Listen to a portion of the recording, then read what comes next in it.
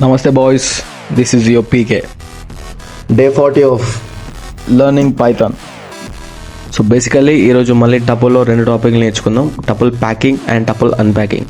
So ఈ 2 టాపిక్లు తెలుసుకునే ముందు నీకు పైథాన్ గురించి, not only Python, HTML, CSS, Java script, Node.js, React.js and many more skills.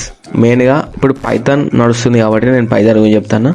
A information కావాలన్నా కానీ అకౌంట్ని ఫాలో సబ్స్క్రైబ్ చేసి పెట్టుకో, ఫ్యూచర్లో నీకు డెఫినెట్లీ ఉపయోగపడుతుంది.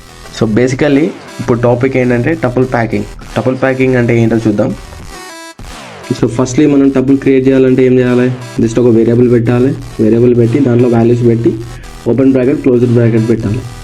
సో అది లేకుండా మనం టపుల్ ప్యాకింగ్ అంటే ఏంటంటే A = ఇక్కడ కోడ్లో చూస్తే మీరు 1, 2.2, 6, 2 అని ఉన్నాయి. సో ఆ వేరియబుల్స్ ఉన్నాయి కాబట్టి ఆటోమేటిక్గా ఆ టపుల్ అనేది ప్యాక్ అయిపోతుంది. సో దాన్ని మనం టైప్ చెక్ చేసినప్పుడు మనకు అవుట్పుట్ కింద ఏమైనా వస్తుందంటే క్లాస్ టపుల్ అని వస్తుంది. సో దీన్ని మనం టపుల్ ప్యాకింగ్ అంటాం. సో ఇక్కడ రిమైండర్ ఏంటంటే టపుల్ ప్యాకింగ్లో brackets are not necessary. So ఇప్పుడు టపుల్ అన్ప్యాకింగ్ అంటే ఏంటో చూద్దాం.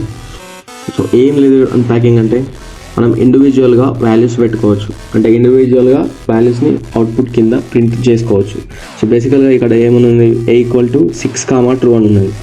సో 6, 2 ఉంటే మనం ఇక్కడ వేరియబుల్స్ అనేది మల్టిపుల్ పెట్టచ్చు, కానీ లెంత్ ఆఫ్ ద వాల్యూస్ ఎన్ని ఉన్నాయో వేరియబుల్ కూడా అన్నే పెట్టాలి.